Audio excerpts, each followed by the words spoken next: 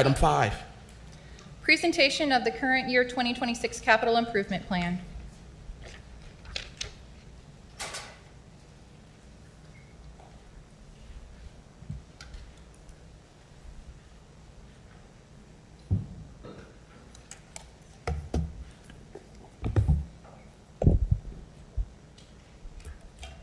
Good evening, Mayor, members of City Council. I'm a little under the weather, so I'm going to try really hard not to sniff into the microphone for you guys because that's super attractive. Okay, before you tonight is the presentation of the recommendations in the 2026 CIP budget, which is the capital improvement budget. Some of the slides that we have in the presentation were similar to last year, but because we had new members of council on the board, I wanted to keep them in so that way we could explain the process. The process begins with the city's overall comprehensive plan. It moves into council's strategic plan and carries into the capital improvement plan depending on need and affordability. The capital improvement plan turns into a current year's capital and operating budget. Reviewing the differences between the capital budget and the capital improvement plan, the capital budget is only for 1 year and has approved funding incorporated into the current year's fiscal budget. The capital improvement plan is the city's planning document, which it's important to note that the items included within the plan in the future years are not included in the budget, nor have they been approved by City Council or may or may not have funding.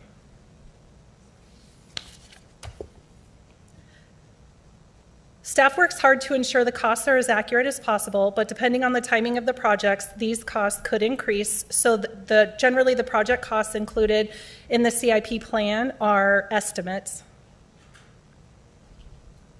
And they could cross over multiple years as well, similar to what we normally see with the street, water, and sewer projects.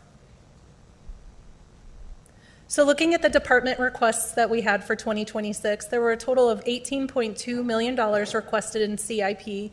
You can see the majority of that was for wastewater, stormwater, and water, which was 38.87%. Facilities right underneath that at 20.47%, and public safety and streets both at about 14%.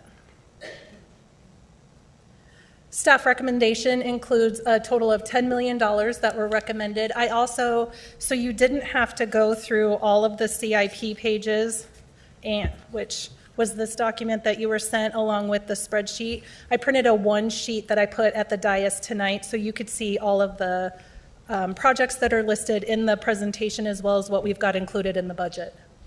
So that includes just over $10 million.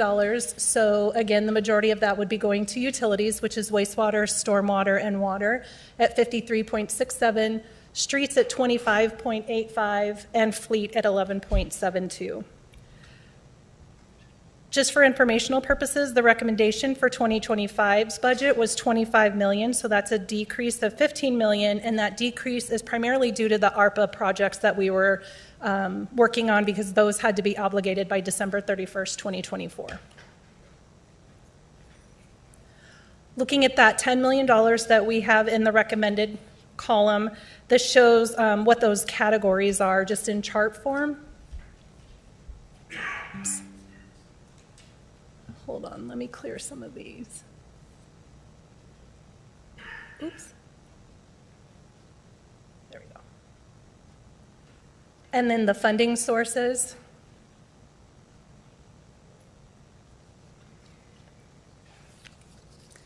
So for the funding sources, the biggest category down, it looks like it's general fund, but it's actually user fees and others. So those are the water, wastewater, and sewer projects. And then we've got the department categories. So Public Works coming in the top category at 91.25.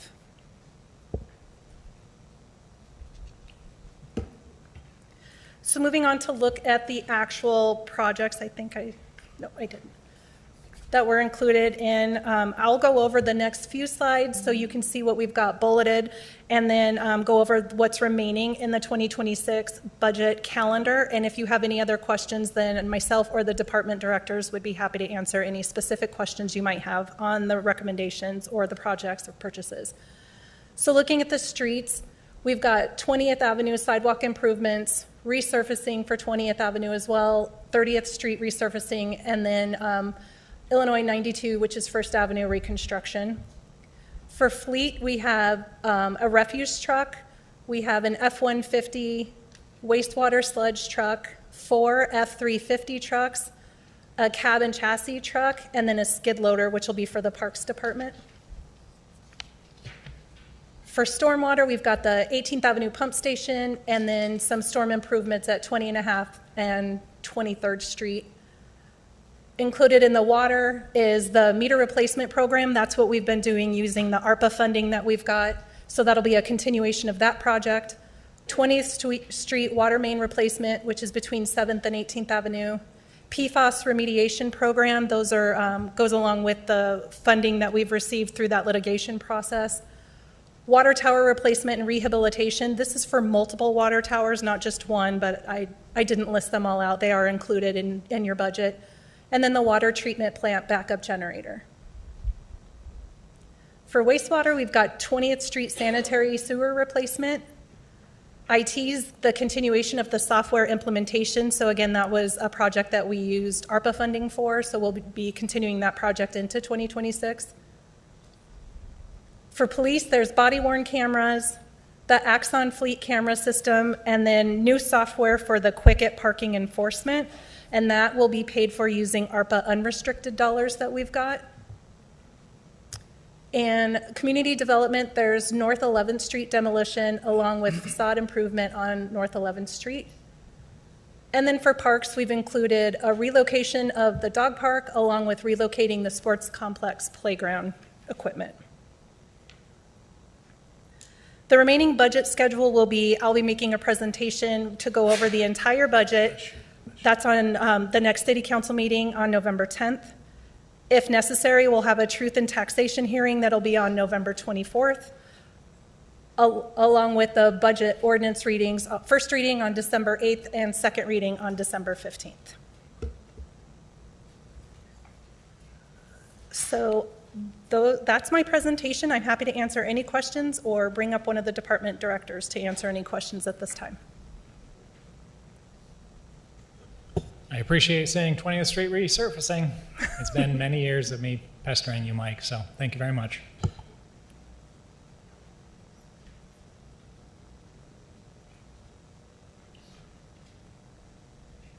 Thank you for your work on this.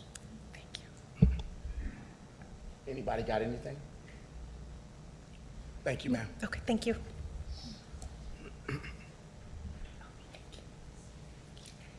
Item 6. Proclamation honoring the 50th anniversary of the Rock Island County Democratic Women's Club.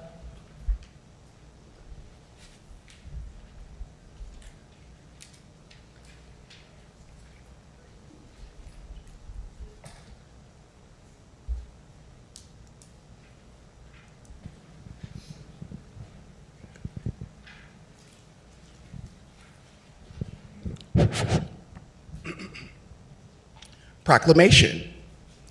Whereas the Rock Island County Democratic Women's Club is celebrating 5 decades of empowering women, building community, and making history.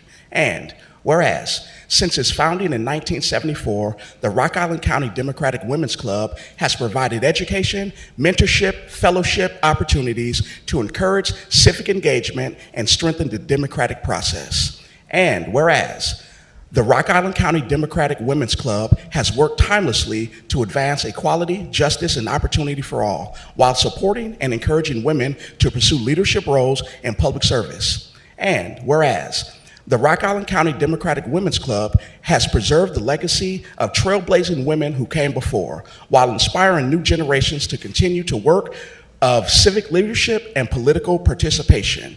And whereas the Rock Island County Democratic Women's Club, on the occasion of its 50th anniversary, stands as a vital and respected organization within Rock Island County and the greater Quad Cities region. Now, therefore, be it resolved that I, Ashley Harris, Mayor of the City of Rock Island, do hereby honor the Rock Island County Democratic Women's Club's 50th anniversary in the City of Rock Island, dated this 27th day of October, 2025. Thank you.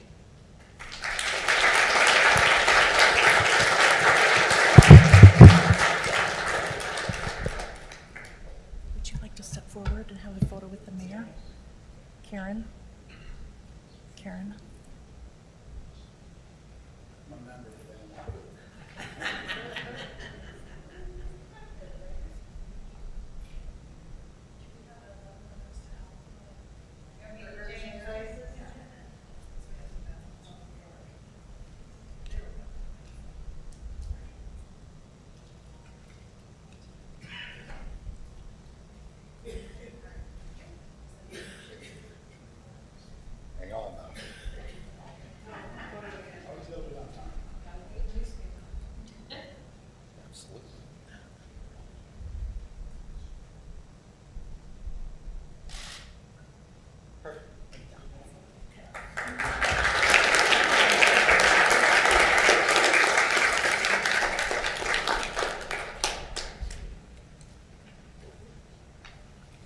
We just want to say thank you for this proclamation on behalf of everybody that supports equality and worker rights. Thank you.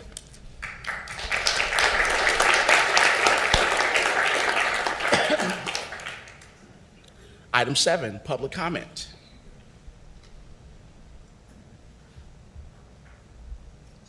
Do we have the sheet?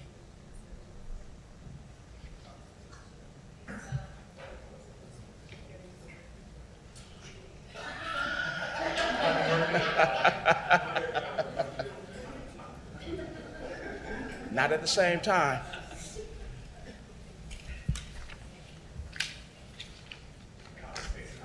Thank you, thank you, thank you. Okay, we have a lengthy list.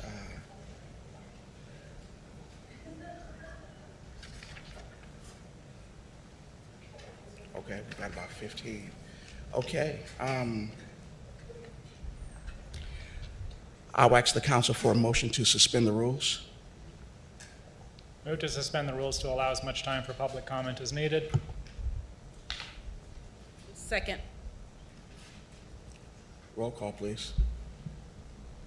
Alderperson Healy, Nay. Evans, Nay. Hurt, Nay. Barnes, Yes. Swanson, Nay. Parker, Aye. Pulis. Nay. Okay, folks, we're going to get through it. We're going to get through it. First speaker, but I will ask, you know, we have a lot going on tonight. When you come up, please speak your business, please speak your piece, and, you know, let's keep the program moving because I would like to get as many people speaking as possible. So come up, say what you got to say, and please move on. If you don't need to take your 5 minutes, I beg you, please don't take it. Thank you. But for the first name, Kelly McCrae.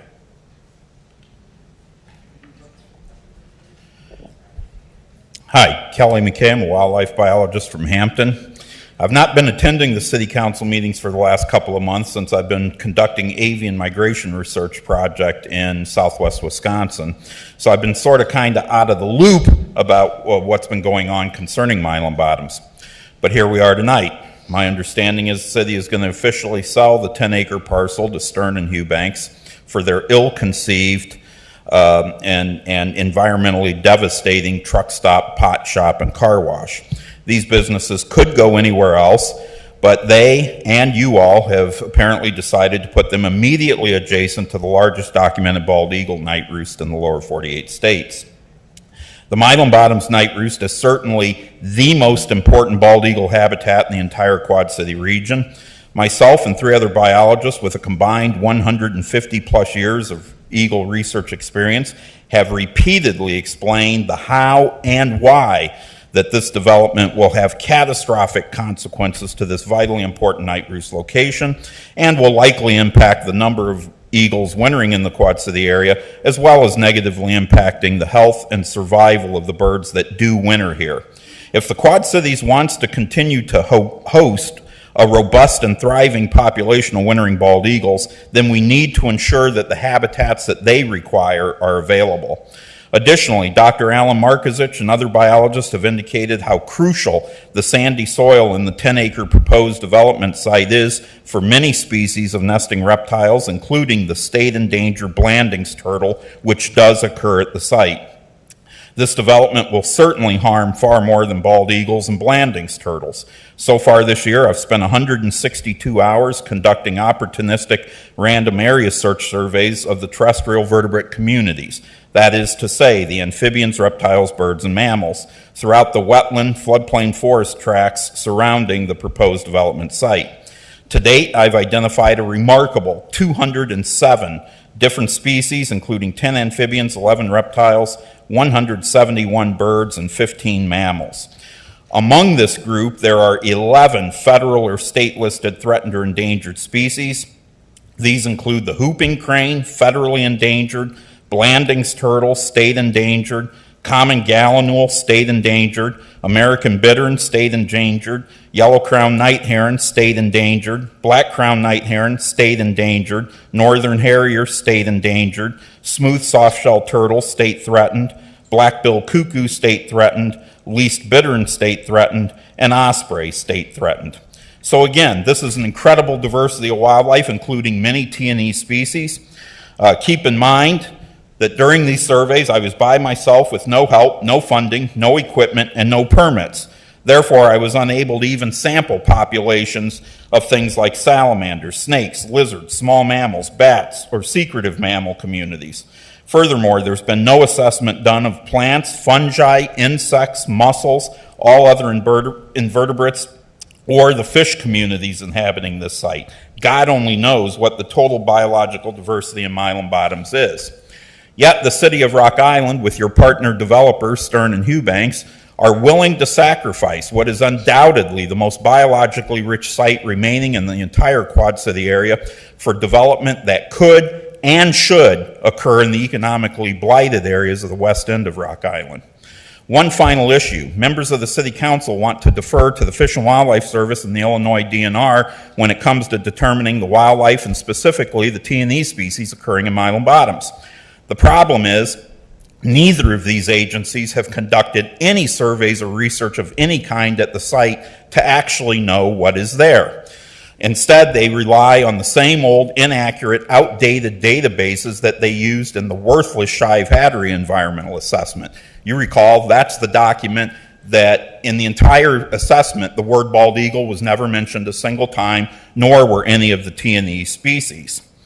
So my question is, what exactly is the quality of the information that you're deferring to? As I stated previously, if no effort is put forth to document the T&E species, it's guaranteed none will be found. Additionally, I don't understand why you defer to the state and federal agencies when it comes to the wildlife in Milam Bottoms, yet you're silent when Miles Brainerd, someone who knows absolutely nothing about bald eagles or the environment, keeps repeating the outright lie that the impacts to the night roost will be negated, when we have already proven in our 6-year night roost study that the mitigation measures he refers to do not work. I believe you all know deep down inside that what you're doing to Milam Bottoms is wrong. If you have any decency, integrity, or the slightest concern for the environment, you will vote no on the sale of this land for this development project. Thank you, Kelly.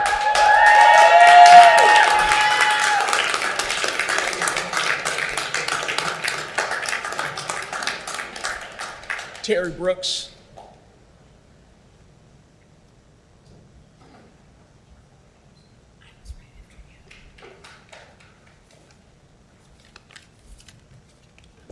Yeah, how y'all doing today?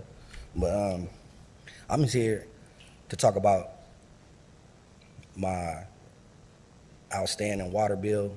My water bill has been almost doubling every time I come to pay for it.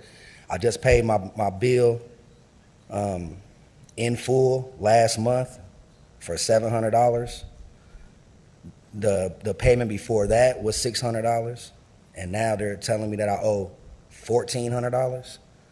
And my last 2 bills, I got charged for the same nuisance bill, which was, the first one was $150, the second one was $250. But I don't understand what was nuisance about it when they came to my backyard and they came and confiscated a pool, which belongs in the backyard, a gas can, and a tire, which my neighbor gave my dog the tire to play with. So I don't understand why would I even have a nuisance bill for things that are supposed to be in my backyard. And when I pulled up to the house, so that, because they couldn't get the stuff out of my backyard because of my dog, the guy even told me, like, just keep your gas can because I got 3 lawnmowers in my backyard. So, and also when I came down here to ask about my water bill, the people that I was paying my water bill off to, they couldn't even explain to me why my bill was so high. And I've never, I done had my house for 4 years. I've never seen my sewage be $200 more than my water use. I don't even understand how that works. So, I didn't even know how serious that it was until I know 4 or 5 other people that has been affected too. And I heard something about people getting charged an extra $600 for something, which I don't know what that's about neither. But there's no way. I've had my landlord come check my for water leaks. I even got a new toilet put in, and it's like my bill is now $1,400, and that's double of my bill that I just paid not even a month ago. And it tells me right on here that I paid everything in full. I don't understand how all of a sudden I owe $1,400 again for my water bill. It's ridiculous. It's like it's more than my lease and my power bill put together. Like it just doesn't make any sense. And there's no way I'm using this much water, and I don't have no leaks. And I was supposed to even have somebody come. They've been telling me all year that they was going to have somebody come replace my meter, come check for leaks. And just this last time, they told me that they're supposed to have somebody come on the 14th. They've never left a notice saying that there was nobody at home, which there's somebody always at my house because my father is never not at home, or my kids are never not at home unless they're at school. Somebody is always at my home. Nobody has came to check my water. Nobody has came to did nothing. And I've been down here complaining. I even been talking to my alderman. So he knows it's documented, and my bills I've been paying them in full, but it's just unaffordable. I just can't afford it. It's not $1,300, $1,400 for a water bill. That's crazy. That's it. Thank you, sir.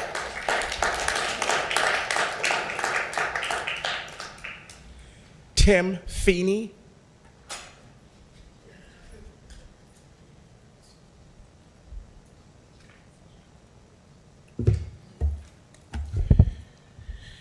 Yeah, I'm Tim Feeney. I own the building called the Law Center on 4th Avenue and 18th Street.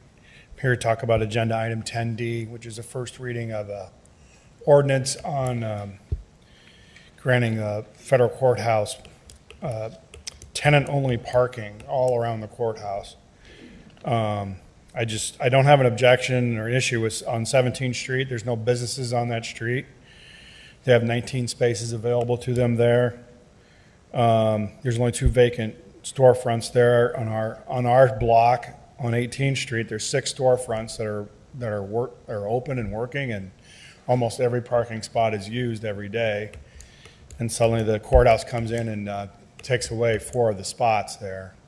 In fact, there's a sign there now that hasn't been approved yet, but it's up. So I would ask that the council vote no on this first reading to these parking spots around the courthouse. If you want to amend it to take off the part on 18th Street, that's fine. All the street, the businesses that have been there long established. There's no security issues on the street. There's no need to take up 4 of our spots for the federal courthouse that has abundant amount of parking around it. All along 4th Avenue, there's no signs across the street from the courthouse. There's 12 spots in front of that. There's, I think, 18 spots next to the old Argus building that are not being utilized. And like I said before, I believe I counted 19 spaces on 17th Street. To take up these 4 spots is just simply overreaching. There's no point to it at all, except I'm not really sure why they're doing it. But I request that you guys vote no on that, on item 10D. Thank you. Thank you, sir. Nina Struess.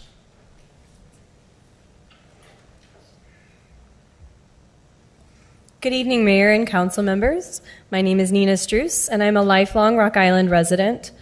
I appreciate the opportunity to address the Council today regarding the proposed sale of the Casino West site for development.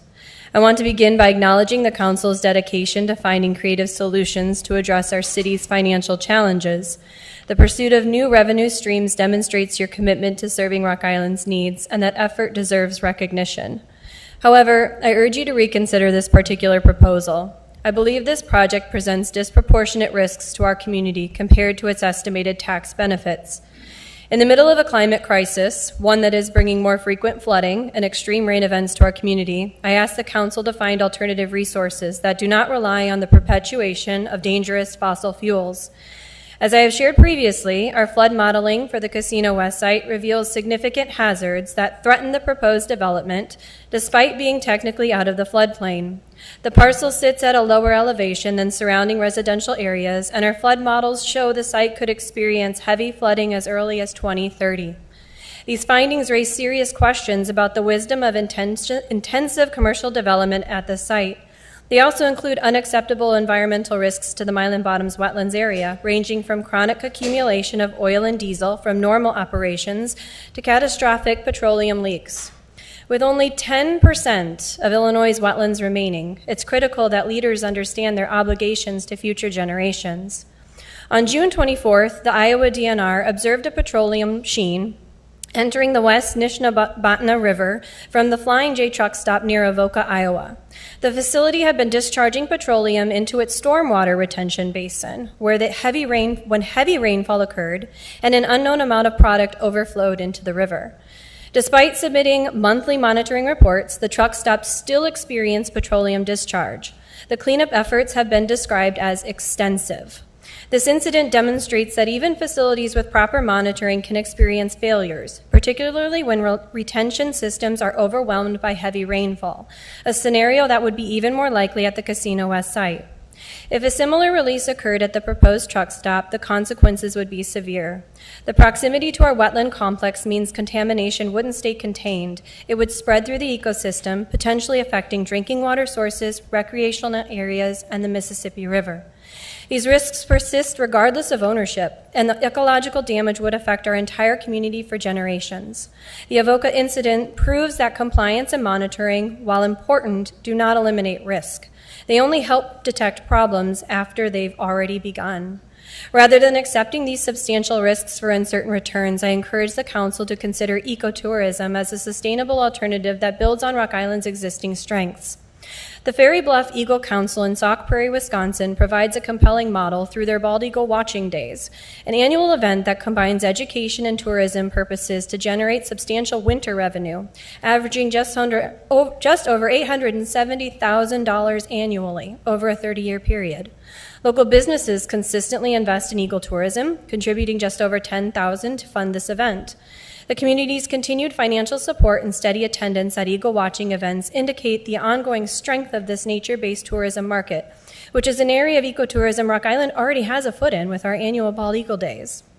Before committing up to $6 million of our public resources to Matt Stern, I urge the Council to recognize that this alternative approach transforms what you've called a challenging property into a genuine community asset, one that generates year-round economic benefits, protects our wetlands from hazardous materials, reduces flood risk by preserving natural storage capacity, and attracts visitors who support multiple local businesses throughout Rock Island. Rock Island deserves thoughtful economic development that balances opportunity with stewardship. The success of ecotourism in communities similar to ours demonstrates that we don't have to choose between fiscal responsibility and environmental protection. Thank you for your time and consideration. Thank you, Nina.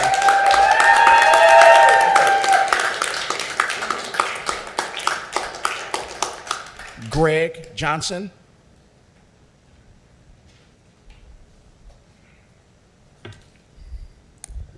Thank you very much, Mr. Mayor, council members.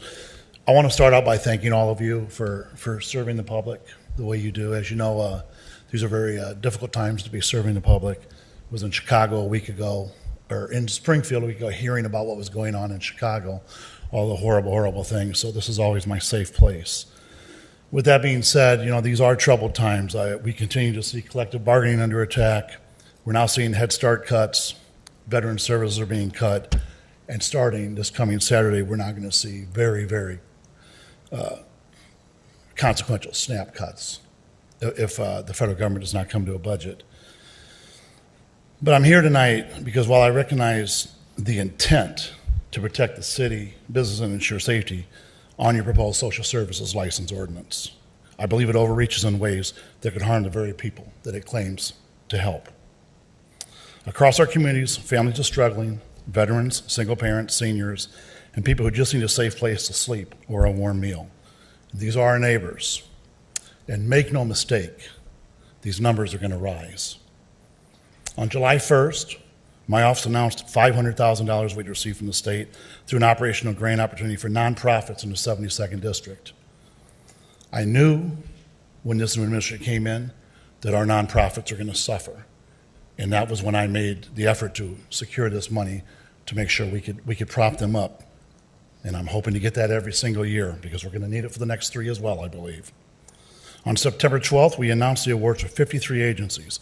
Through these district awards, we were able to invest in organizations that serve $90,500 to our mental health programs, $40,000 to our food pantries, $84,000 to our operational support homeless shelters, $188,000 in child care, after school programs and disability inclusion services, $18,000 towards housing initiatives, and $47,000 to our environmental and the arts.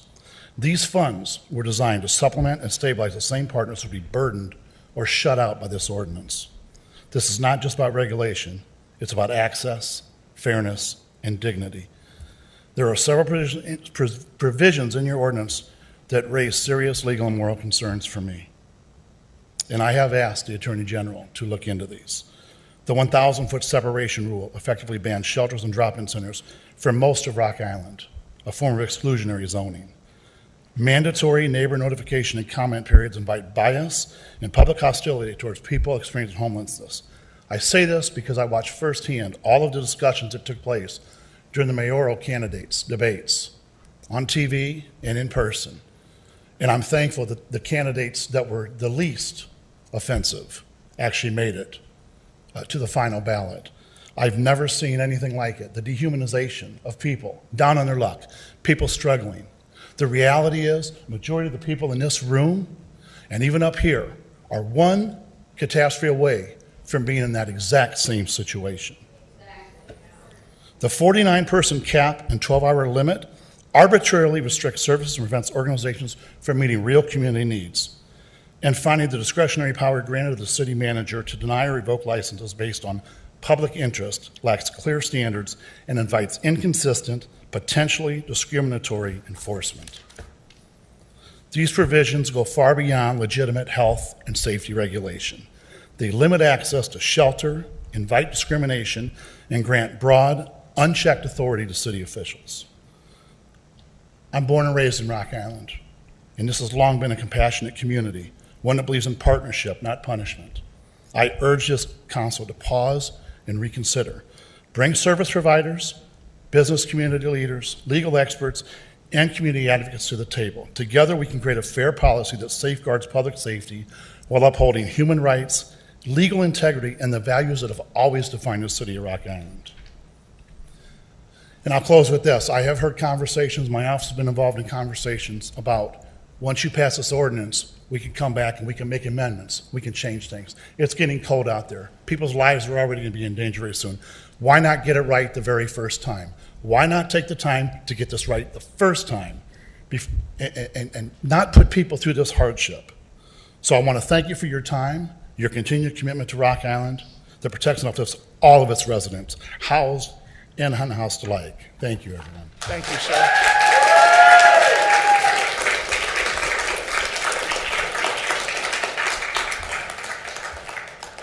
Dr. Ford.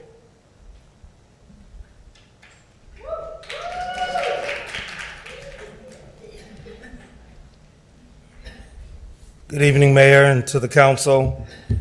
I stand to be in full support on representation of our agency for the mayor's veto. It has always been our stance that this ordinance is ill-timed, ill-prepared, and should not be enacted. I also stand to thank Alderwoman Barnes for her courageous vote. We appreciate the commitment to think about the shared humanity. I don't stand before you to render some vitriolic words or rail my fingers in your face. I'm not even here to change your mind about your vote. That time is far past now. I've come to stand once again in total opposition to this ordinance and correct an erroneous characterization of our opposition as being irrational, unaccountable, and unreasonable. We reject the premise and wholeheartedly reject and dismiss such rendering as unserious, uninformed rhetoric which is disconnected from the reality of Rock Island citizens which are experiencing homelessness, poverty, and from the many hard-working folks that are in this community just doing their best to hold up their head over the waters of economic destruction. This process, since its beginning of the Lift Center now, and the attempt to shut us down early, even though we did not even violate any of the agreement, the moratorium in the ordinance has burned bridges of trust and mutual respect with value-adding nonprofits, this city's vulnerable populations, and concerned citizens, including our faith community, has lost trust in this council. We believe this ordinance was birthed out of pure animus, carried out with prejudice and ill will toward our agency and the people we serve. And I say that because there is no sense of pretending that this council has ever rendered aspirations of ending poverty in Rock Island, which has 20% poverty, and we have census tracts with over 30%. And those census tracts are in Ward 5 and Ward 1. And yet we have not even voiced our concern about ending the causes of poverty or homelessness in this city. I say this because we have yet to say it in words and writing, with the exception of the mayor, who ran on a premise of saying that we want to get down to functional zero, where homelessness, when experienced, is brief, rare, and non-reoccurring. We have spent incalculable staff hours in an effort to politically self-defend ourselves against the accusations and the harm. And I assure you that we essentially have given up this time for what? For what's next? The ordinance does nothing to address the level of poverty in this community. This council has said and has unduly carried the burden of homelessness prevention services on its back for the whole Quad Cities. Nothing could be further from the truth. Council has never had this concern that we are not doing enough when Davenport ran the shelter, when Humility Homes had it in their hands, or when King's Harvest had it in their hands. The burden of operating this shelter was not this city's. It was essentially the organizations that ran these programs. It was on the backs of Project Now, Christian Care, and the wraparound services provided by our partners. We ran this shelter for 12 weeks, which is ridiculously to say that now we can't move forward after just 12 weeks of operation. This ordinance does nothing to address the brutal cold weather that is on its way, the abandoned buildings which people will break into to try to stay warm, the fires which will be started to warm themselves, and the potential deaths due to hypothermia or some kind of emergency in the cold alone. None of this happened last year. This ordinance does nothing to address the federal workers' fears, those who live in Rock Island, work at the Arsenal or the airport. It does nothing to address the hunger which children and families will face November 3rd when the Supplemental Nutrition Assistance Program and the EBT cards are not loaded up. And more institutions will have to consider a food pantry, including schools, which will be barred by this ordinance if it is left written in its way it is. 7,200 of our residents in Rock Island have SNAP. And what's going to happen? I can assure you, I have talked to more people than this council have that are worried about their future. And if you don't have a plan, all we're asking for is that you don't block the one that we have. Your vote to affirm this ordinance, if you do such, will be essentially what I saw dogs do as a child. You run behind the car until you catch it. Then you realize you got the bumper of a semi-truck. What you going to do now? You've won. You got it done. What prize have you won? You're holding on something that you're not prepared for. You don't have a plan. You haven't made a presentation of a bold vision for Rock Island. And thoughts about a plan and a tax is no plan at all. You have said that you have heard from the constituents. How many listening sessions were conducted? Sir. How many people have attended your meetings? Where were these gatherings? You've heard from the constituents. All I have to say is that we've never taken this personal, but the people that will be harmed by this ordinance will.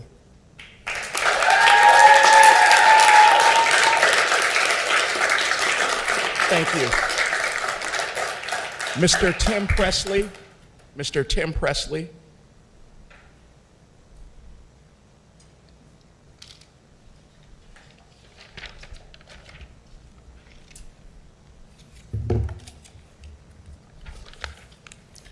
Good evening.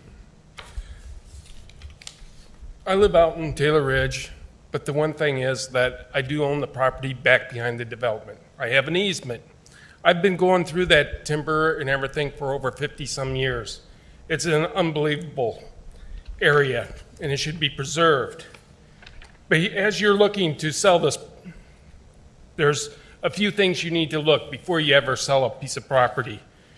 Where's the developer? Where is he tonight? Is he here to speak, to defend, or present anything? So far, the only thing we've seen is a report from the Illinois DNR. From there, where do we go? There's nothing. We have nothing. There's no blueprint. There's no design. There's nothing to show the public what he intends to do. The people here in Rock Island, I have family and friends that live here. They're going to be the sole people that are going to have to pay for this development. You have not heard anything from the Illinois EPA on what is going to be needed to do. You have not seen anything from the state marshal on whether you can even put fuel tanks into this area. As you go on with the sale of this property, who is responsible for getting the roadway in? You're selling 10 acres. Who is going to do the road? Is the developer going to do the road, or is the city going to do the road? If the city's going to do the road, you're going to be looking at close to $20 million because you are going to have to advance into the wetland area. When you advance into the wetland area, you're going to be bringing into the Corps of Engineers, the U.S. Wildlife, and there's going to even be more new studies to this area. The study that you just seen only looked at the 10 acres. It did not even encompass the wetland area where you have invertebrates. You're going to have more. That study won't even be able to happen till this summer, next summer, and the review of that. So the whole development is another year and a half away. And then yet you're willing to sell this property. Take away your ability to negotiate what you want for the people of the city of Rock Island. That's who you're supposed to be representing, the people of Rock Island, and supposed to defend them. We already see what's happening in Washington, D.C., where someone thinks he can take the house of the people and totally destroy it. And now we're seeing the people, the property of the people being taken away and destroyed. It's time that you, as a council, needs to step up and look and see what the people of here of Rock Island really need. Is a development there essential? No, a development be more for the downtown area. There's a number of you council would love to see a development to this downtown. We can remember when the riverboat gambling came to the downtown, what the unbelievable businesses occurred at the downtown, restaurants, everything, all bars. It was fun. It was a unique place to come to in the summertime, all the different events. If this truly a pot dispensary is a unbelievable thing, then put it to the downtown area. Bring other things into it. The amount of money that the city's going to spend for developing this little 10 acres out nowhere, you could totally develop a whole area in the downtown area. There's people in this council that have businesses, would love to see more development to the downtown. Please reconsider what you're doing. Thank you.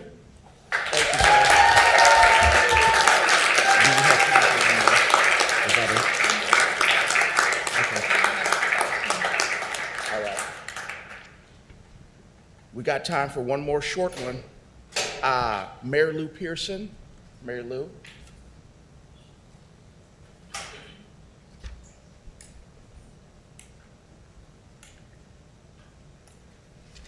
I'm a resident of Rock Island.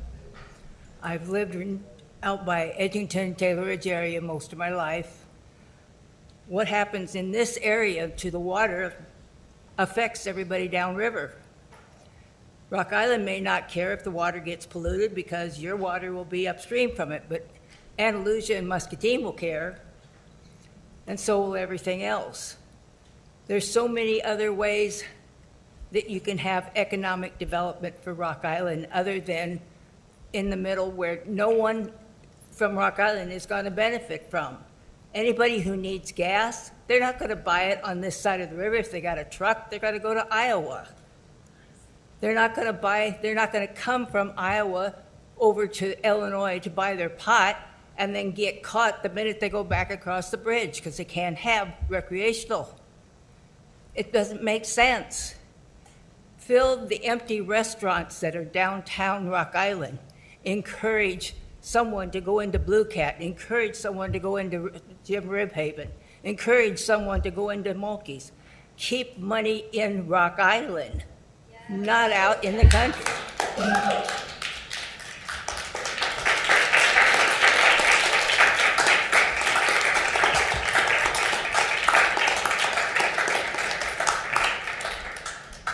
Thank you, ma'am. That's the end of our public comment, but I will like to read off the names for the ones who didn't get a chance to speak. Linda Bordson, John, help me out a little bit, Devervacek from Rock Island. I'm sorry. Michelle Ryder, Claire Dotson, Elizabeth Van Camp, Lucia Aman, Celeste C. from East Moline, and Mr. Brian Blevins, and also Shaylin Dean, if I said that correct. I'm sorry, folks. Maybe we'll get you in next time. Okay. Agenda item 8, update Rock Island. Update Rock Island. Drug Take Back Day was a success. Congratulations to the prevention team at the Martin Luther King Jr. Community Center for their successful Drug Take Back Day on Saturday. The team, led by Carlos Jimenez, hosted its annual National Prescription Drug Take Back Day. The event was a collaboration between the Rock Island County Cause Coalition and the U.S. Drug Enforcement Administration, the DEA. And local police departments. Together with community partners, the team collected 335 pounds of unused, unwanted, and expired medications from 7 coordinated collection sites across Rock Island County. On behalf of the city, thank you for making this a safe and successful event once again. Community Caring Conference Heroes Banquet. Congratulations to fighter Joel Wilford and police officer Spencer Brooks, who were honored at last week's Community Caring Conference Heroes Banquet as Fighter of the Year and Police Officer of the Year. Halloween trick-or-treating. Trick-or-treating will take place in the city of Rock Island on Friday, October 31st from 5 p.m. to 8 p.m. Participating households are asked to turn on the porch and outdoor lights and make sure walkways are well lit and free of debris or tripping hazards. For safety reasons, please do not hand out homemade food or treats, prepackaged candy, and treats only. Thank you. Agenda item 9. Passage of ordinances. 9A, an ordinance to install a handicap parking space on 12th Street north of the driveway to 1201 18th Avenue, second reading. Motion to pass the ordinance. There's a first and a second. Is there any discussion? Roll call, please. Alderperson Healy. Aye. Evans. Aye. Hurt. Aye. Barnes. Aye. Swanson. Aye. Parker. Aye. And Poulos. Aye. Sorry. 9B, report from the city attorney's office regarding the mayor's written objection to ordinance number 95-2025. Move to reconsider ordinance number 95-2025, establishing a social services license over the mayor's objection. Second. There's been a first and a second. Is there any discussion? Yes. Would this be appropriate time to ask our city attorney to get to maybe, since we're on this topic, to give an update on where we're at as far as looking at this ordinance? Okay. Pause, first of all. I need to rescind that second. So I'll need a new second so we can open up discussion on the item. Okay. Discussion, please. Okay. Go ahead. Yes, I want to thank, actually, the mayor and I met with Project Now last week, and then I also reached out to the Chicago Coalition to End Homelessness to discuss some of their concerns that they had with the ordinance. I think that both discussions were productive. My intention going forward is that if the ordinance, if the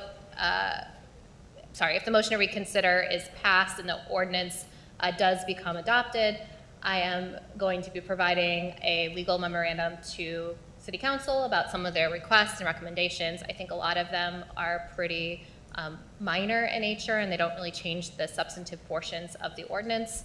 But that's going to be something for council to consider. It would take 3 council members to put anything on the agenda regarding amendments, or the mayor also has the authority to put any amendments that he wishes to see on the agenda. So obviously that wouldn't be on tonight's agenda because of public notice and that sort of thing, but it could be as early as the next meeting if that's what council elects to do. Otherwise, the option is to vote no on reconsidering the ordinance and kind of just starting over from scratch. Or the third option is to keep the ordinance as it is currently written. So that's kind of the 3 avenues that each council member has before them, and I'm happy to discuss that in length with anyone who has questions about that once I kind of provide that memorandum to council regarding some of those concerns and requests from the service providers. I also encourage other service providers to reach out to my office about any concerns. I'm happy to relay those issues to City Council as well. Thank you. So, just to clarify, the motion is to reconsider. If we wish to reconsider, we vote yes. Correct. So the procedural, procedurally how we would move forward, motion to reconsider ordinance number 95-2025. If you vote yes, that means you wish to adopt the ordinance as it is currently written over the mayor's objection. We would need 5 yes votes for that to go forward and for the ordinance to be adopted. The mayor has filed his written objection to the ordinance, which I believe he might want to read for the record. If you vote no then on the motion to reconsider, you're asking that the ordinance not go into effect, and we would basically be starting over at the drawing board.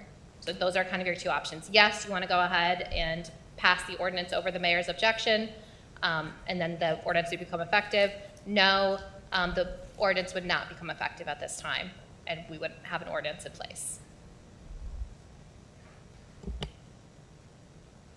So Mayor, you're objecting to this. Would you allow another homeless shelter in the downtown? No. Okay, so where would you see one going then?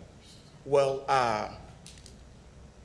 throughout the city of Rock Island, to be clear, all parties involved, we do understand that we do not want our downtown to be a mecca or a hub for homeless service providers.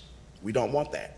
The city, our businesses, our residents, even the vulnerable community, we deserve better. That is no secret at all. However, there are things that we can do to still, address our problems at hand. And I feel that without having one location that houses all similar service providers, the city is big enough and responsible enough to accommodate that. So it may not be in downtown Rock Island, but I am not in objection to homeless shelters, if that answers your question. Just being a downtown business owner, I can tell you in the last 2 or 3 weeks since even the third place has opened up, I counted today, I left at 4:12 at work today. There was 21 people hanging outside. There were 5 people sharing a bottle of vodka in the bus stop station. PD has had 19 phone calls just to the bus stop in the last 14 days. We don't have a homeless issue. We used to have a homeless issue. we have a homeless problem. And my concern is we just spent $8 million in the downtown. So Mr. Presley said, you know, why don't you bring businesses downtown? The lady over there said, why don't you open back up Mulkey's? Or why don't you open back up Blue Cat? That does need to happen. We need to make sure that that can happen. And that is my issue. The concern I have is if we allow this, I'm down there almost 7 days a week, every week. I am seeing people that I have never seen. I truly am. And it is, the pictures I have over the last couple of weeks are crazy. 12 out of the last 14 days checking my cameras, I have had someone check the cars to break in my parking lot. It goes off, I have a motion detector, and it goes off when someone is in my parking lot. And I put it right on my cars. I keep my vans down there. It's just an issue and it's a concern I have. So, and that's where I come from in all of this. So that's mine. It should be clarified that this ordinance is not directed at unhoused people. This ordinance regulates social service providers. It does not criminalize homelessness. It does not ban sleeping in parks like other communities have had. This is a very important distinction. We are not regulating unhoused individuals. We are regulating social service providers that provide specific services.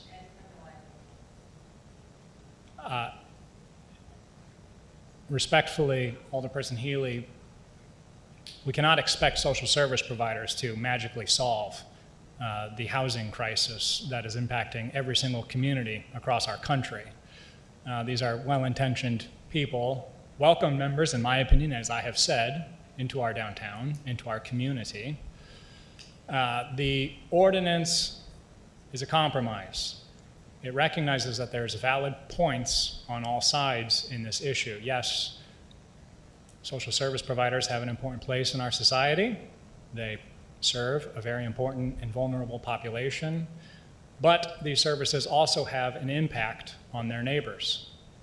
And there needs to be recognition for accountability and mediating conflict between neighbors in our downtown. Mayor, could you please specify why you vetoed this ordinance? Because I appreciate you articulating that you're not really opposed to the substance of this ordinance. Mm-hmm. And for the public's awareness, what exactly are you opposed to in this ordinance? I'll read my objections. Any more discussion before I read? Yeah, I need to. Go ahead, sir. First of all, this is a hard situation because for me, I have no issue with homelessness. I understand that there's a need. But also, I do understand my colleagues' concerns about it all being in the downtown area. Never in anything that I've looked at through this process have I said that the city of Rock Island isn't big enough to deal with the homeless issue. I just don't want it all in one area, okay? And so never did I say personally that I wanted to stop dealing with abilities to house or to deal with special services throughout the city. I think we've got a lot of locations throughout this city that could utilize that in their neighborhood. But I also do a lot in the downtown area, and part of my ward is in the downtown area, that I do see some of the strains that is causing on the downtown area. I'm a person who walks around with the mayor. I've been elected now 6 months, and me and the mayor are always walking through the downtown area. We've met some nice people. We've met even some nice homeless people. But the reality is we've got some businesses that we are trying to generate in that area. And I want to be able to speak not just for them, but for all of the residents in the Rock Island area. And it seems like we do see a lot of people sitting around in the downtown area. I've heard a lot of complaints, even over here at the Holiday Inn. The panhandling is out of control. And we've got people who come in and out of here from all over the world that should not be finding themselves not being asked but being told that they need to actually deal with this. It creates an issue for law enforcement because they don't know what to do.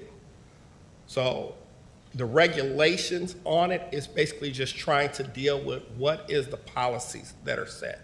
And that's my issue. My removing of the second is I also agree with the mayor's issues with this as it's written. And so that was why. Thank you. I just wanted to add that I also agree with the mayor. I think one of the main concerns is having the city manager with the authority, and I think we have to be very careful about reducing the authority of elected officials, because we were the ones elected to represent the citizens. So I agree with the mayor on that point also. And I think some of the things that concern me about everything is, the 1,000-foot separation was brought up. I looked online, and I do believe for sexual predators, you have to stay 1,000 feet away from schools, parks, those kinds of things. So that is why I am in favor of the 1,000-foot, simply because it protects our children. We are a walking school district, not a bus district. And so you have students walking all over town to get to school.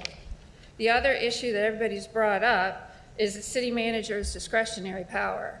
The reason that's there is this is a city council, city manager type of government and has been since 1952, I believe. The reason it rests with the city manager is to avoid any issues of political bias, campaign promises to get elected, promises to friends, any of that stuff. It removes that political bias because the city manager is hired by the city council. They are not elected, and that makes a huge difference. If there is an issue, anybody can appeal to the city council, which is made up of 8 people, 7 aldermen and the mayor. That is the appeal process that can come. The reason it is written the way it is to take the political bias and potential corruption out of the process. I have one more comment, I guess, question of our city attorney. Could you explain, I know there's been some discussion about the hard, fast rule of the 1,000 feet, and could you kind of go over that with people in the audience so they understand? Sure. The original draft of the ordinance, I think this is where some of the confusion is coming from. The original draft of the ordinance that was pulled had these strict requirements regarding notice requirements for neighbors, basically saying that if 50% of your neighbors objected to it, there wasn't going to be a license granted. There was also the hard and fast rules that if there was no openings, or you couldn't open if there was 1,000 foot between other service providers, schools, and parks. And whether or not council decides to amend those figures in the future, I'll save that for a later day.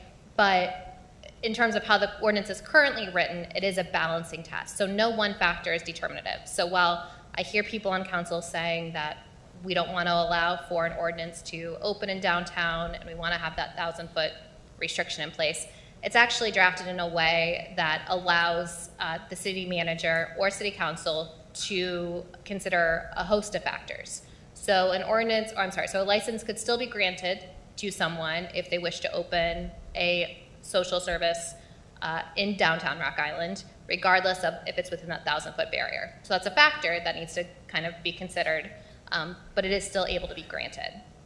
Now, there could be changes that we make it clearer in the ordinance for the future. You can maybe allow for lack of a better term, almost like a special use process where you can say, I don't meet these factors, but I have good reason. You should still allow me to have an ordinance. We could spell that out, clearer in the ordinance if that's what council elects to do.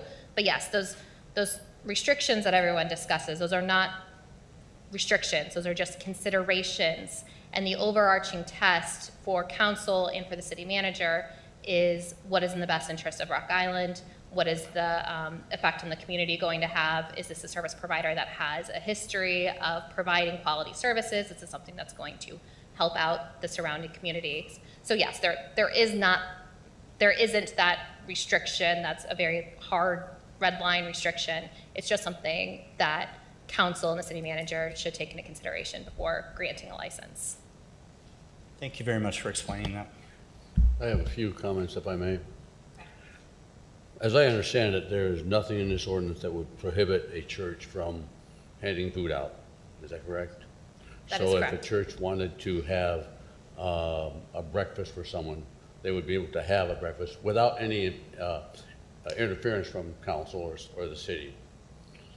There would not be any interference if this church wanted to hand food out to people that didn't have as much food. And thankfully, because I spent one day a week taking food around to people who don't have food, delivering it myself from another church. And they say, will you deliver this food? Not to say that, my colleagues wouldn't do the same thing, but it was just an opportunity that I chose to take. I did talk to somebody who spoke before our council about the homelessness and recommended a few locations that I'm not going to mention here.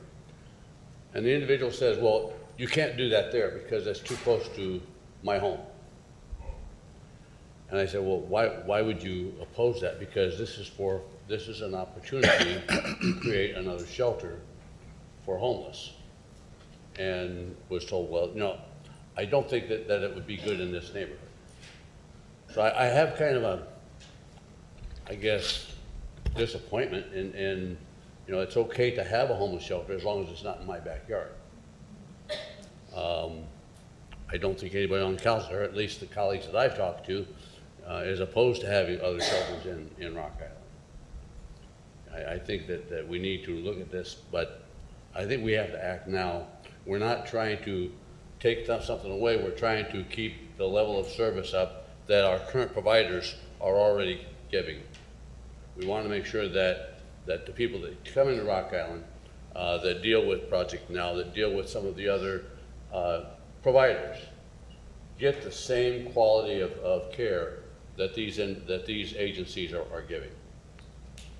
So I think that we're on the right track, and I don't think that, I think we've proven that we really don't want to fight against homelessness. We don't want to take away the opportunity for someone to get a meal. And the conception that is what council is doing, I think, is misled. Thank you. Any more discussion? Mayor, would you like to read Yes. or explain Yes. why you're vetoing it? Yes. Pertaining to the discretion being up to the city manager, I feel day-to-day operations within the city, that is in the scope of a city manager.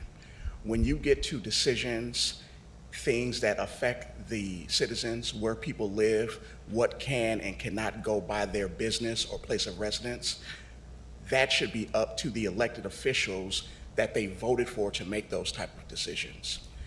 When we have decisions like this up to the city manager, it takes the level of accountability away from the citizens, and I don't agree with that. The citizens cannot hold the city manager accountable. Like it's been stated, he works for the council, and that is not the direction we need to go. We need to be more transparent, and we shouldn't look, elected officials up here, we shouldn't look for any, maybe scapegoat is the wrong word, but we shouldn't look for any way to not be held accountable by the people we serve. That's why the decision needs to be up to the mayor and or the city council. That is my explanation on that. And pertaining to the ordinance period, this is an opportunity for us to learn, speak to the professionals. This is the opportune time to measure twice and cut once. When we listen to the questions, even from the city council members, we don't even fully understand the ordinance. We're asking simple questions like, hey, well, does this mean that a church can't open? Simple questions. We're not ready. We need to measure one more time. When the council can fully understand the ins and outs of this ordinance, exactly what we're voting for or against, then we'll be ready. And now's not that time.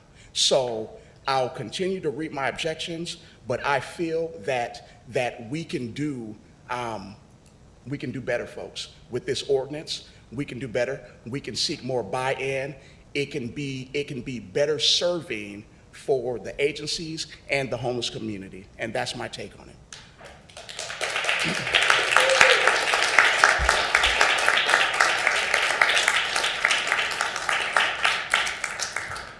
Mayor's written objection to ordinance number 95, 2025. Whereas pursuant to the authority granted to the mayor under 65 ILCS 5532, I, Mayor Ashley Harris, hereby return ordinance number 95, 2025, an ordinance amending Chapter 8 of the Code of Ordinances of the City of Rock Island, Illinois, establishing a social service license, which was passed on the 13th day of October 2025. Whereas I support the intent and general purpose of the ordinance, which seeks to establish a licensing structure to ensure that social service facilities operate in a manner that promotes the health, safety, and welfare of all residents and provides quality care to some of our community's most vulnerable populations. And whereas, while I agree that a licensing framework is an essential step forward towards accountability and consistency in service delivery, I believe that the decision to issue or deny such a license should rest with the mayor as an elected representative of the city, rather than the city manager. And whereas the current version of the ordinance vests licensing authority in the city manager, with appeals heard by the city council, I believe that vesting initial licensing authority in the mayor would better ensure transparency and accountability to the public, as the mayor is directly elected by and answerable to the citizens of Rock Island. And whereas I also believe that further discussion and collaboration with local social service providers is warranted to refine certain provisions of the ordinance to ensure the framework works fairly and effectively for all parties involved. Now, therefore, I hereby veto ordinance number 95, 2025, and respectfully return it to the City Council for reconsideration in accordance with the procedure set forth in 65 ILCS 5-533. Signed, Ashley Harris. Thank you.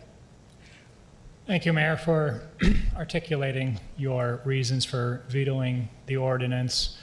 I understand your position as you have communicated it tonight. I respect you for the decision that you made. However, I respectfully disagree with your conclusions on the ordinance on the matter of democratic accountability, and I am very aware of what I'm voting on tonight, and this has been thoroughly discussed.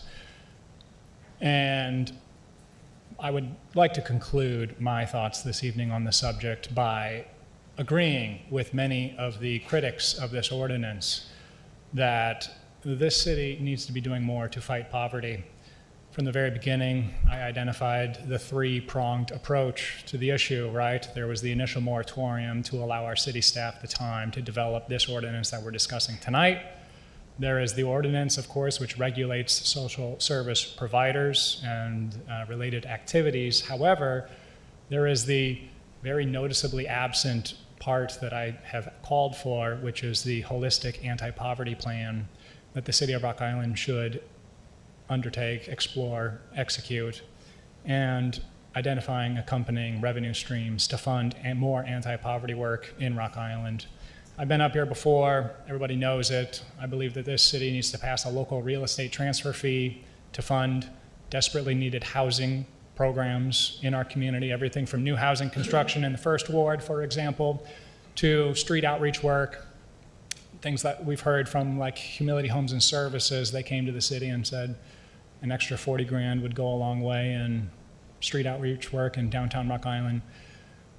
This does not conclude my action on homelessness in downtown Rock Island. Passing this ordinance is not mission accomplished, right? We need to be doing more, and so I invite my colleagues on City Council to join me in considering different revenue packages that we could explore, and a plan for how we address the very real challenge of poverty in Rock Island. Thank you. Any more discussion? So I'm still going to say, this reads really strange. So you're asking motion to reconsider over the mayor's objection. So to me, that indicates if you vote yes, you're voting to reconsider the ordinance. Reconsider the ordinance and pass it. So motion to reconsider is a procedural terminology, and that's taken from the state statute. When you're saying motion to reconsider, what you're saying, it's basically overriding a veto if you think about it on the federal level, whereas if the president were to veto something, it goes back to the Senate. So that's what this is. So if you vote yes, you're voting to still enact the ordinance as written. If you vote no, you're not wanting to reconsider the ordinance, you're wanting the mayor's veto to stand. So it would take 5 yeses for the ordinance to go into effect. Are we on the same page? Any more discussion? Roll call, please. Alderperson Healy. Aye. Evans. No. Hurt. Aye. Barnes. I'm voting no in support of the mayor's veto. Swanson. Aye. Yes. Parker. Aye. Pulis. Aye. Motion carries. Agenda item 10.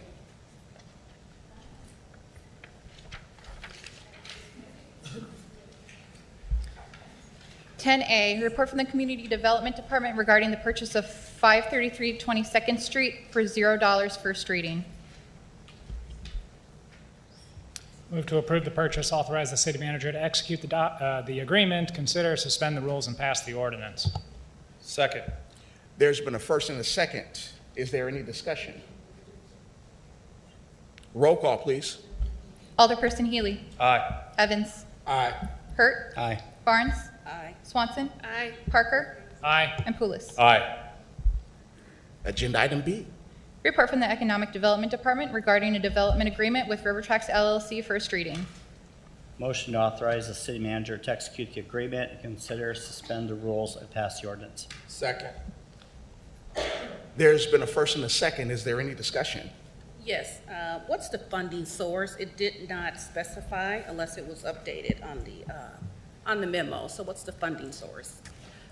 Included with the 2025 budget, we have $200,000 of unrestricted ARPA funding that was used for economic development or could be used for economic development. So it'll be using that $200,000 along with another line item of unrestricted ARPA funding that allows for business assistance. So that line still has $173,000, so we'll be using a portion of that as well. I don't think that was clarified at all. You know, I don't see that clarified anywhere. So again, going back to transparency, we need to be transparent when it comes to issues like that. You know, especially 2 weeks ago with my no vote on the ARPA. So like I said, it was not mentioned. Yeah, in the memo, it just says $300 reimbursement will come from, and then there's nothing after that. So that's my comment on that. Miles or Tom, I plan on supporting this development agreement. This is an exciting opportunity for Rock Island. I appreciate our private sector partners. Separately, where are we on an incentive policy for the city of Rock Island? I do believe that we should have policy to govern these decisions. So where are we on that?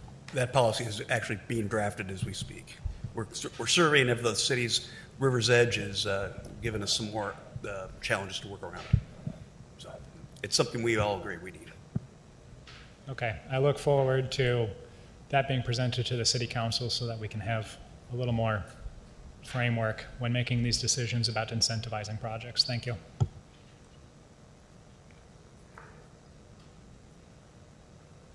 Any more discussion? Roll call, please. Oh, one more thing. So I will vote yes on this, but I just want to reiterate, I am disappointed that I was not informed as a city council member that ARPA, even though unrestricted, were being used. Roll call, please. Alderperson Healy. Aye. Evans. Aye. Hurt. Aye. Barnes. Aye. Swanson. Aye. Parker. Aye. And Pulis. Aye. Before we get to agenda item C, Miles, can you please make a few comments? I think that would be more appropriate after our motion has been made. Oh, okay. I agree. Sorry. Agenda item C. Report from the Economic Development Department regarding the sale of 3809 60th Avenue West to Ahana Illawa LLC, first reading. Motion to approve the sale, authorize the city manager to execute the agreement, and consider suspend the rules and pass the ordinance. Second. There's been a first and a second. Is there any discussion? Yes, I do have discussions on this one also. So I've heard from residents on both sides of the issue, those who oppose the sale and those who support it. So I appreciate the passion and concern from the community, and I've taken all of that in consideration. So, it does not bring me pleasure to have to vote toward the sale, but then again, I have a fiscal responsibility, and working in the finance department for 23 years, I do know that the city is facing a lot of financial challenges. I mean, we just recently, we had the pension contribution actuary report, and we are not able to fully fund our fire and police pension funds. So without a significant increase in revenue, we're looking at a very real possibility of having to raise property tax rates in the near future. Please. So that's something I know none of us want, and I could not really live with myself if that was a possibility. Excuse me, I just need to interrupt. There is rules. You are not allowed to interrupt during this part. You will receive a warning. If you continue, then we'll ask you to leave. Sorry. Alderwoman Barnes, please continue. So again, I know it's going to be disappointing to some, but like I said, I've had, heard from residents on both sides. So tonight I will be supporting the sale of the 10-acre parcel for the Rock Island Casino development. Just to add to that, I have also searched this very hard, and I have listened, I've viewed, I've went out, but I will be voting to sell this property for the residents of the city of Rock Island as well. Miles, could you please say what you were going to say? Certainly. The city manager asked staff to provide a brief overview of the various environmental studies completed by the developer for the Casino West site. These studies cover a range of different subjects and are all available on the city website for the public to review in more detail. But for the purposes of this meeting, I'll try to be brief and just provide a very high-level review. An archaeological survey was completed by Wapsie Valley Archaeology for the site. The survey was specifically looking for any cultural resources, including burial grounds, on or around the site. Nothing was found. The State Historic Preservation Office reviewed the survey and concluded that no significant historic, architectural, or archaeological resources would be affected by the proposed development. Terracon surveyed the area for the presence of threatened and endangered species. The Illinois Department of Natural Resources reviewed those findings. The DNR concluded that while the Higgins eye and butterfly mussels, which are endangered, may be present in the area, any adverse impacts to these species is unlikely to follow from the development. The Blandings turtle, another endangered species, was also not found in the area during the survey. We have photos of them. A survey looking for bald eagle nests was undertaken, and none were found on or near the site. Additionally, it was concluded. Please, folks. We should have a chance to respond to this incorrect data. We're not allowed to respond unless this is our terms. Excuse me. Yeah, well, tell the truth and don't lie, okay? Yeah. Not to me, it hasn't. That's been once to me. One warning, sir. One warning. Go ahead, Miles. Additionally, it was concluded that the communal night roosting area in the vicinity of the site had not been utilized in the past 2 winter seasons. That's a lie. The U.S. Fish and Wildlife Service reviewed this and agreed, concluding They did a that... night roost study in 1 day. Impossible to do. Yes. Officer, can you please ask Mr. McKay to step Mr. outside? McKay is please? leaving. I've had enough of lying from the city council. The U.S. Fish and Wildlife Service reviewed this and agreed, concluding that bald eagles are unlikely to be adversely affected by the development. Finally, an aquatic resources delineation was performed by Terracon to confirm that the U.S. Army Corps of Engineers would not need to issue permits. No major concerns were identified as part of the delineation, and permits will not likely be required from the Corps for the project to proceed. This is in large part because the city will be retaining a small portion of the 10-acre site where an aquatic area exists. This is identified as Outlot A in the subdivision to be considered later on tonight's agenda. Each of the agency consultations come with a set of recommendations on how best to achieve compliance with applicable regulations. These recommendations are made to help the developer comply in the most straightforward, reasonable way that they can. Compliance in and of itself, however, is not a recommendation. That is a requirement. Staff recommend approval of the property sale given that the developer has completed all the relevant environmental studies for the proposed development. None of the relevant state and federal agencies have expressed concerns.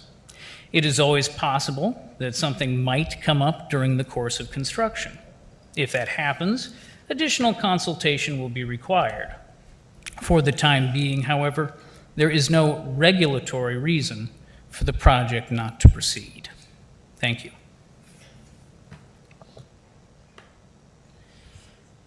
Leslie, can you, or perhaps Miles, I have a question as to describing the consultation process that the developer was required to go through with the Illinois DNR and the U.S. Fish and Wildlife Service. So perhaps, can you describe the consultation process? We'll start there. The consultation process with each agency varies slightly depending upon the regulatory frameworks that they are responsible for, but there are certain basic things that are true in all cases. A potential developer with a project in mind in a specific area in which that project will take place undertakes evaluations relevant to the applicable regulations to determine whether or not the proposed actions, i.e. the proposed development, will have an adverse effect on whatever the thing being regulated is or not. So, in the case of archaeological resources, an appropriate professional is brought in to do a survey, determine whether or not such resources are present. If they are, what adverse or non-adverse effect will take place. That research, that study, is submitted to the State Historic Preservation Office, and they can evaluate it for its completeness, accuracy, and then make a determination about whether they do or they don't agree. That kind of process is true across all of the different agencies involved. Agencies will also, even when they agree with the conclusion of a study that says there is no adverse effect or there is unlikely to be an adverse effect, make recommendations on how best that project developer can proceed with their project to comply with those regulations. Anyone who looks at the letters submitted back to the developer by those agencies will see that there are a collection of different recommendations they make to limit any potential for negative impact. Those things include certain practices for controlling the job site, making sure to adopt certain controls on the site. It's a wide range of different things. That they are making those recommendations does not mean that they think that there is a high likelihood of something going wrong or a violation of regulations taking place. It is simply their job to help direct developers to utilize the best practices available. So in this particular instance, consultants were hired to perform surveys regarding whether there were species within a particular area, right? The consultants were hired to survey the area.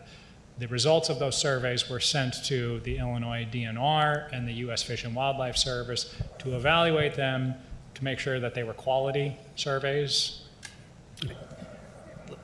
That is correct. And there are, of course, state and federal standards for all of the different consultancies that may be utilized for these services. For example, again, this is something that the city is more familiar with on a week-to-week, month-to-month basis. There are strict federal standards for who can submit things to SHPO, for State Historic Preservation Office review. The same is true for all of these different applicable regulatory frameworks. Right. So we, for example, are not reviewing the survey results of Terracon, for example. The Illinois DNR reviewed the survey results, looked at the survey to judge the quality of it, and then if the findings of the survey resulted in any potential negative impacts on the surrounding environment. And if there were, any recommendations as to how to mitigate those potential impacts. That is correct. The city is itself not the jurisdiction responsible for the enforcement of those regulations. It is the relevant agencies mentioned.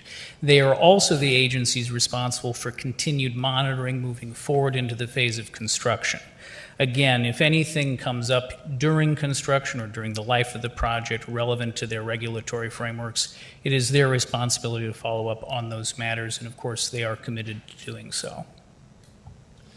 And so in our particular example here, we have the Illinois DNR, for example, provided to the developer a list of recommendations. You provided some examples. Ones that I've seen is like, for example, requiring that external lighting used at the site conform to the standards of the International Dark Sky Association to address exterior nighttime illumination.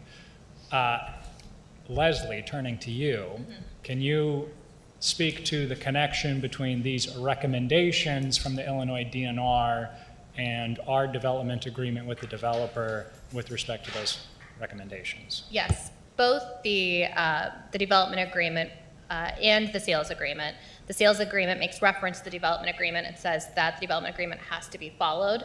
And the development agreement, specifically in section 10F, states that developer will at all times in the performance of this agreement comply with all applicable federal, state, and local laws and regulations. So the process that Miles was describing is the process that is laid out in Title 17, Section 1075.40 of the Illinois Administrative Code.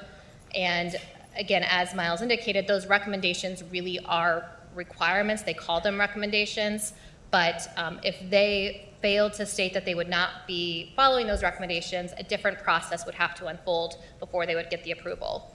So if they fail to follow those recommendations, they actually would be not complying with those Illinois regulations, and that would be a violation of the development agreement. So that whole process has been incorporated by reference, basically, by that section in the development agreement and also the sales agreement that makes reference to the development agreement. Okay, so for the people watching at home and in the audience, if, hypothetical situation, the developer does not follow one of the recommendations that the environmental protection organizations made. For example, they don't install appropriate exterior lighting. They just install any old lighting that they want. They would no longer be eligible for the financial incentives that the city of Rock Island has offered for the project. We would claw back the incentives and they would get nothing from the city. That would be correct. They would be in a breach of the development agreement at that point if they were not to follow all the state and federal laws and regulations.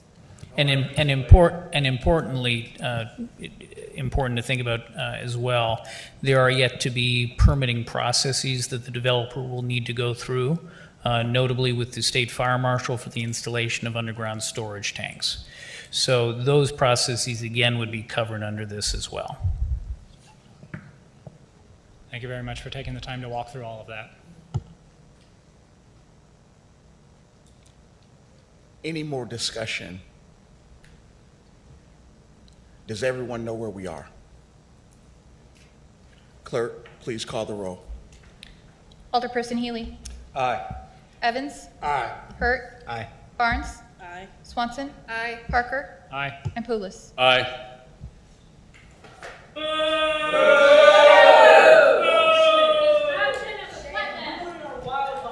One-day study, a winter study done in the summer. Does that make sense to you guys? None of this makes sense. 2 years for having been bald eagles down there? Does that make sense to you? Bunch of lawful guardians proves immoral actions. Souls are immoral actions. Grow some morals and ethics. You guys are failing. Maybe you don't care about philosophy class. Talking morals and ethics. You don't care. Agenda item D. Report from the Traffic Engineering Committee regarding a request from the federal courthouse to install tenant parking only. Vehicles will be towed away at vehicle owners' expense signs around the perimeter of the courthouse property. First reading. Move to consider the ordinance. Can I amend it while making the motion, or should I wait? Yeah, you can do a motion to amend. Move to consider the ordinance and amend it by removing the parking restriction on 18th Street. Second. There's been a first and a second. Is there any discussion? Tim, are you still here? I think you left. Dang. That's what he said, right? 18th Street? Yeah. Just making sure. Mike, I appreciate you bringing this before the city council. There is plenty of parking in the city parking lot as well on that side, on the 17th Avenue side. So. Any more discussion? All right, so to clarify the motion that I made, this is to allow all of the tenant parking only that the courthouse has requested, except for we're going to remove the portion on 18th Street. That's right? Yes. Okay. That's the motion that you made. Thank you. Roll call, please. Alderperson Healy. Aye. Evans. Aye. Hurt. Aye. Barnes. Aye. Swanson. Aye. Parker. Aye. And Poulos. Aye. Agenda item 11. Consent agenda items A through C. Move to approve consent agenda items A through C. Second. There's been a first and a second. Is there any discussion? Clerk, please call the roll. Alderperson Healy. Aye. Evans. Aye. Hurt. Aye. Barnes. Aye. Swanson. Aye. Parker. Aye. And Poulos. Aye. Agenda item 12. Claims A through D. I can read each item separately if anyone would Motion like. to allow claims A through D. Second. There's been a first and a second. Is there any discussion? Due to the nature of my employment, I need to recuse myself from this vote. Any discussion? Roll call, please. Alderperson Healy. Aye. Evans. Aye. Hurt. Aye. Barnes. Aye. Swanson. Aye. And Poulos. Aye. Agenda item E. Motion to approve purchases E through G. Second. There's been a first and a second. Is there any discussion? Clerk, please call the roll. Alderperson Healy. Aye. Evans. Aye. Hurt. Aye. Barnes. Aye. Swanson. Aye. Parker. Aye. And Poulos. Aye. Agenda item 13. A, report from Public Works Department regarding bids for the Rock Island Arsenal backflow testing contract, recommending that the bid be awarded to Schiebler Heating and Air Incorporated, Bettendorf, Iowa, in the amount of $52,211. Motion to award the bid as recommended and authorize the city manager to execute the contract. Second. There's been a first and a second. Is there any discussion? Mike, do we Do we apply the responsible bidder ordinance to this purchase? Yes. Okay, thank you. Roll call, please. Alderperson Healy. Aye. Evans. Aye. Hurt. Aye. Barnes. Aye. Swanson. Aye. Parker. Aye. And Pulis. Aye. Agenda item B. Report from the Community Development Department regarding a right of entry agreement with Carlson Brothers Incorporated. Motion to approve the agreement, authorize the city manager to execute the document. Second. There's been a first and a second. Is there any discussion? Is this the Carlson Brothers out of Joliet? This is the GC? Correct. I wonder if a local contractor based out of the Quad Cities here would require this use of public area. No need for a response. Roll call, please. Alderperson Healy. Aye. Evans. Aye. Hurt. Aye. Barnes. Aye. Swanson. Aye. Parker. No. And Pulis. Aye. Agenda item 14. Budget adjustments A through C. I can read each item separately if anyone would like. Motion to approve the budget adjustment A through C. There's been a first and a second. Is there any discussion? Clerk, please call the roll. Alderperson Healy. Aye. Evans. Aye. Hurt. Aye. Barnes. Aye. Swanson. Aye. Parker. Aye. And Pulis. Aye. Agenda item 15. Report from the Community Development Department regarding a minor subdivision plat for the Casino West Addition. Motion to approve the subdivision plat. There's been a first and a second. Is there any discussion? Roll call, please. Alderperson Healy. Aye. Evans. Aye. Hurt. Aye. Barnes. Aye. Swanson. Aye. Parker. Aye. And Pulis. Aye. Agenda item 16, other business, new business. Yes. Go ahead, man. Okay, so a couple of weeks ago, I voted no on some ARPA-related interagency agreements.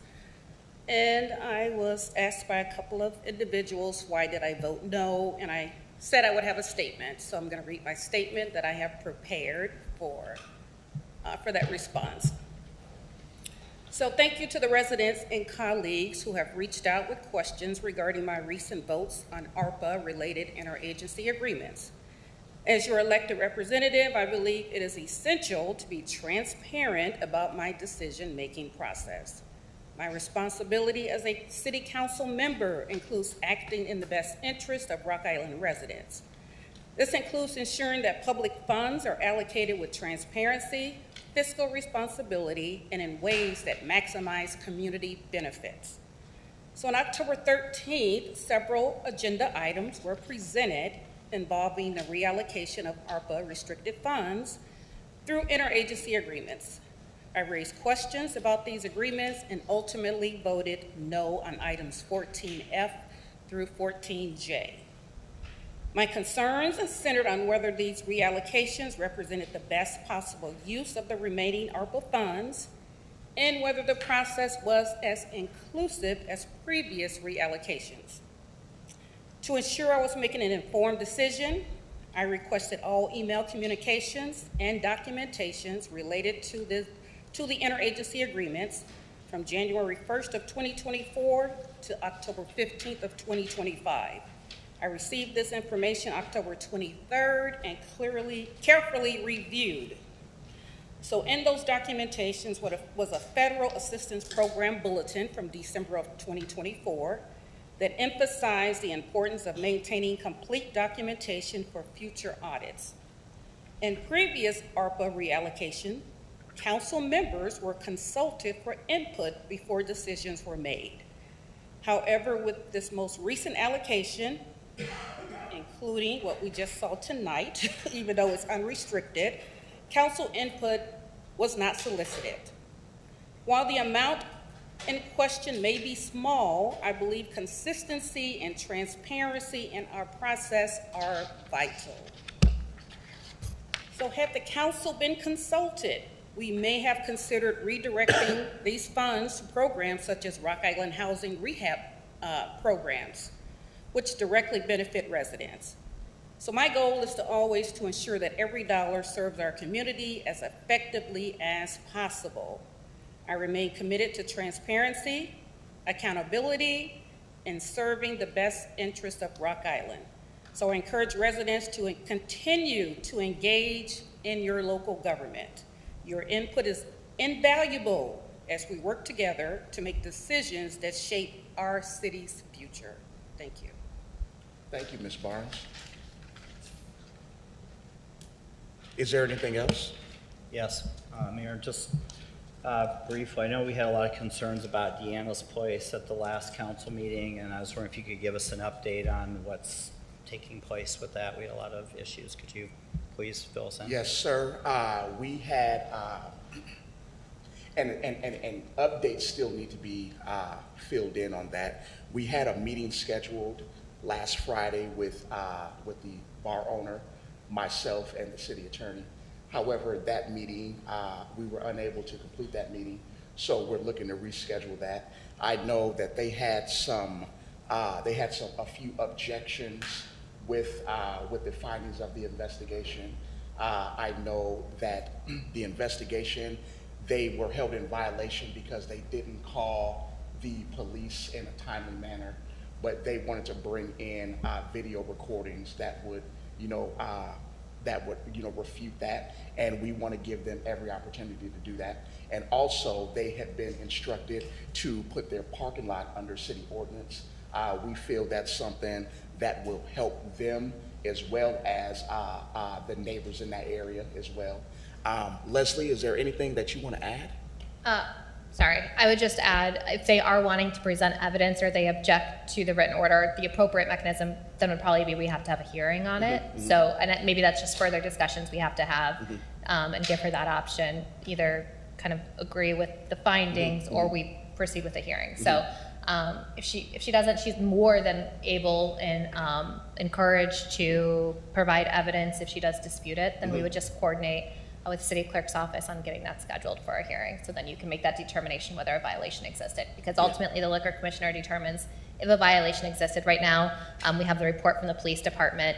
It would then be my job to kind of prosecute those violations, and it would be the mayor's job as liquor commissioner to determine whether or not those violations exist and what the appropriate, for lack of a better word, punishment would be for those violations.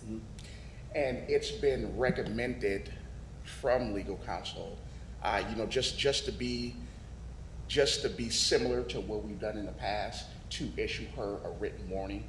But what we're trying to see is her objection to the violations that we presented to her. But now, the actions that we take as far as the paperwork, as far as the procedure with that, we still want to address those neighbors, those resident concerns. I know gunfire, any shooting, we take that seriously. And that's nothing that we want to allow. I'm not going to say a broken system, but we're not going to allow the severity of that to be undermined by a violation, written warning, or anything of the sort. So we're looking at all avenues to address it from a legal standpoint to the extent of our authority here. So while it's your decision to be made, I do have, I'm just going to give you my position on it. A written warning doesn't seem applicable maybe in a case where somebody is underage drinking, but when now we got a lot of residents that are complaining, shots fired, I think that takes it to a new level. I'm just giving you my opinion on it. Obviously it's not my decision, but I don't think the residents that came here pretty upset at the last meeting. I don't think that's going to bode well for them, a written slap on the wrist. These other things that are being put into place should have already been put into place anyway. So anyway, that's my comment on that. And one of the responsibilities of the liquor commissioner is to follow the law. I would never overstep my authority. I would never go off on a whim to do anything that hasn't been done before.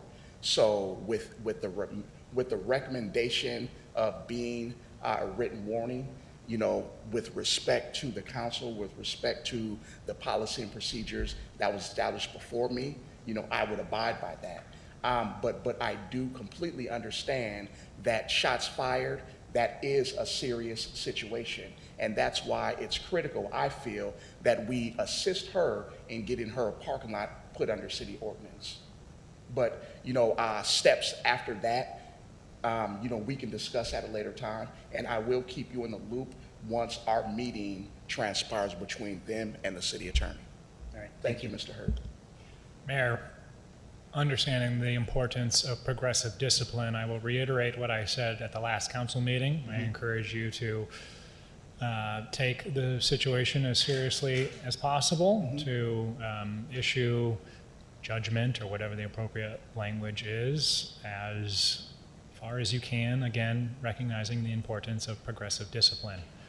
On that point, it seems to me that our system is such that a violation is not issued to a liquor license holder until the activity is pretty egregious. We're getting gunshots, for example.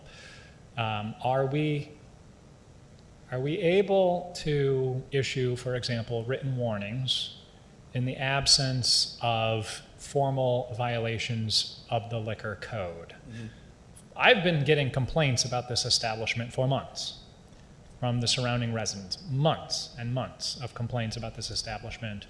Are we able to, for example, issue a written warning when we start receiving just verbal complaints, or there's been 911 calls to the from surrounding residents because of noise or nuisances coming from the parking lot outside of this establishment, for example? Are we able to issue from the liquor commissioner's office, or whatever, again, the proper nomenclature is, are we able to issue written warnings when we start receiving nuisance complaints, things like that, so that when we do have something like a gunshot inside of the establishment, we are following the progressive disciplinary process, and we can be a little further along the line than having to start with a written warning when something like this has happened? Legal counsel? Yeah. So actually what you're describing, I think, would still fall under our liquor code. We've kind of got a broad catch-all provision that says they'll comply with all other regulations and ordinances of the city of Rock Island. So nuisance issues, they might still be in violation under that provision. In terms of progressive discipline, what I've counseled the mayor is that he just needs to be consistent. So his, the way that he might instill discipline may be different from past mayors. As long as he's following the same process for everyone, that's okay. And I want to be clear, it's not just a written warning in this instance. There are other, at least what we have discussed, there are other provisions in that agreed order if she does sign it. That's not just a written order, or a written warning, I'm sorry. There is talk about security cameras in the parking lot, putting the parking lot under city ordinance control, setting up a payment plan regarding a separate issue regarding food and beverage taxes. So there's other things there. It's not just a written warning. A written warning would require no remediation on her part, and there is steps for remediation here. So I wouldn't characterize this as a written warning. I just want to be clear from that. And again, I don't know that she'll agree to it. If she doesn't agree to it, then we go ahead and we proceed with an actual hearing in front of the liquor commissioner. So for future instances, if I were to receive, not specifically talking about this establishment, but any establishment in the future, if I start receiving nuisance complaints, because this is not the first time I've dealt with this, representing Rock Island's 5th Ward, you know, it seems like this process is initiated from the police department. The police department issues the violations, or whatever the language is. That's correct. In an instance when a violation of the liquor code has not taken place and we're just getting nuisance complaints, or I'm getting phone calls or whatever, where should I go? You could also go to my office and I can see if there's a violation under the liquor code. Again, the liquor code is pretty broad in the language that we use. So while it might not be a provision that we normally use, like the disorderly conduct is what we typically charge with shots fired, there might be something else that is at issue there. So I would state providing an email to myself, CC Todd, as well as Timothy Mueller. Is that correct, Jamie? Yes. Timothy Mueller, who's responsible for doing the investigations for the liquor code violations. Okay, thank you. Any other business? We have a gentleman from River Tracks here. I think it kind of got swept under the rug that we agreed to development to bring in a $3.25 million development, 20 jobs, and it's going to be a great business for a place that had a tragedy. So I would just like to say thank you, and more investment in the city of Rock Island, and I know I really appreciate it, and I think everyone else does too. So thank you very, very much for your... Thank you. We appreciate your support, your vote tonight, and for our longstanding partnership with the city. So thank you very much. Thank you, sir. Thank you.